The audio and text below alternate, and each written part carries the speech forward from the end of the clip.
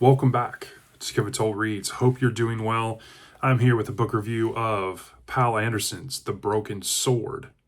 This was published in 1954 originally and was revised in 1971. It is in the genre of Norse mythology, fantasy, sword, and sorcery, and it might be one of the best standalone fantasy novels I've read.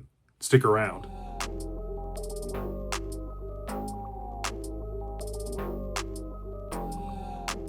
So, The Broken Sword may be the best standalone book I've read in a while when it comes to fantasy.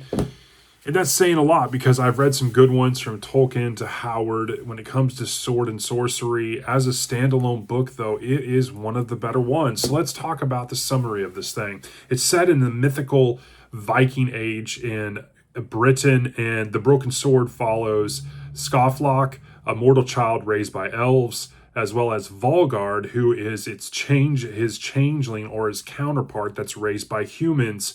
Their intertwined fates are led to a brutal battle between trolls and elves, and ancient curses, tragic love, the quest for this cursed sword Tyfring, rooted in deep Norse mythology. The story and is just a bloody kind of revenge story, but it also has a lot of other themes involved, from existential doom to haunting, high stakes sword and sorcery to lost loves to heartbreak. There is a lot to uncover here. And so let's dive right in and talk about what makes it a good book. Well, I really enjoyed Orm the Strong, his son, who's stolen by elves and replaced with this troll spawn changeling creature named Volgard. And his real son, Scofflock, is raised by the elves, by Lord Ilmerk.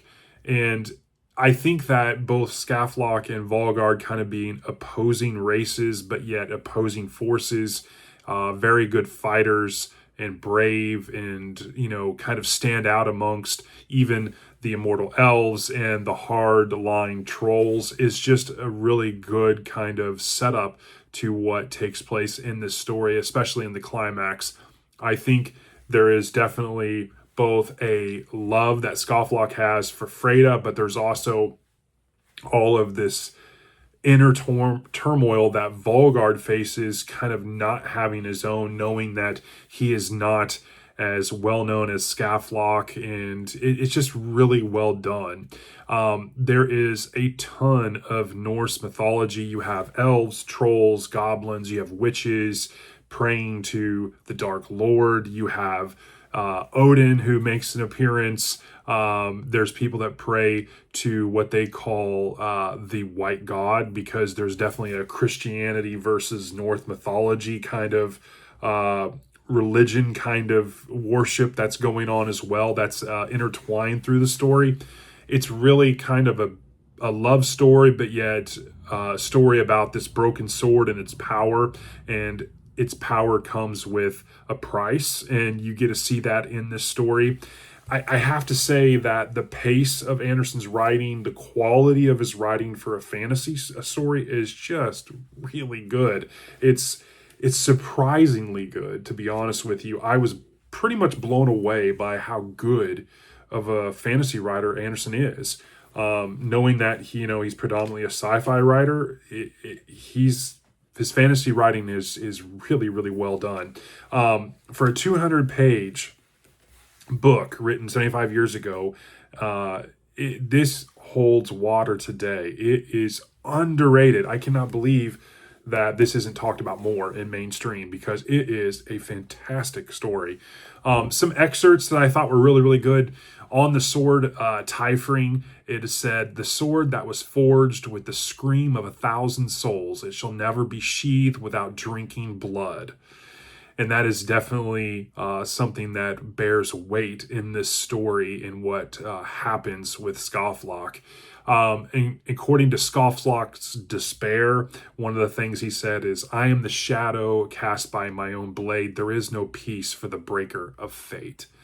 And another one was an elven lament, kind of what they talk about, being immortal and seeing things in such human life is such a small microcosm in the long line of life.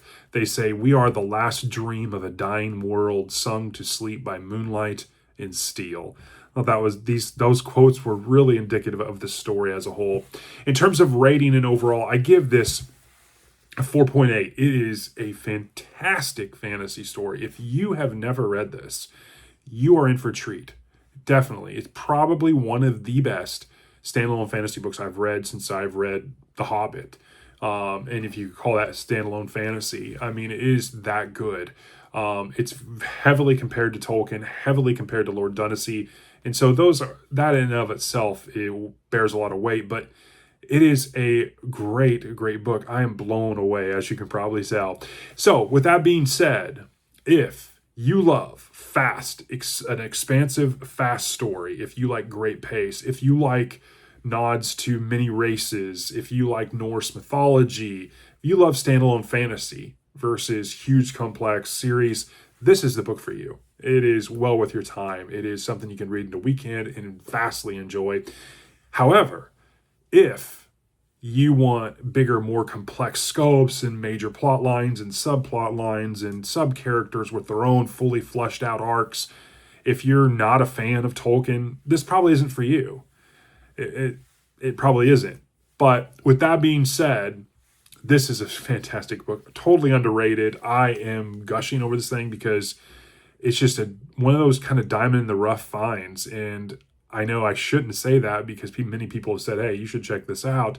But wow, I am really impressed. The Broken Sword, Poul Anderson, definitely should check it out. 4.8 out of 5. That's a review. I hope you're having a great week, and I will talk to you all in the next one. Thanks.